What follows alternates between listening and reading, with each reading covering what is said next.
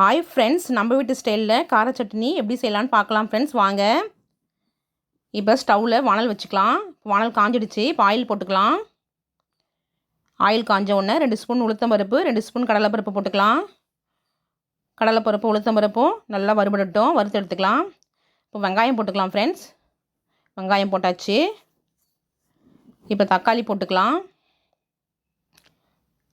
தக்காளியும் போட்டாச்சு ஃப்ரெண்ட்ஸ். தேங்காவும் பூண்டும் போட்டுக்கலாம். உப்பு போட்டுக்கலாம். புளி போட்டுக்கலாம். தேவையான அளவு காரத்துக்கு தகுந்த மாதிரி காஞ்ச மிளகா போட்டுக்கலாம். இப்போது ஒன்று சேர கலந்து வதக்கி விட்டுக்கலாம். இப்போ நல்லா வதங்கிடுச்சு ஃப்ரெண்ட்ஸ்.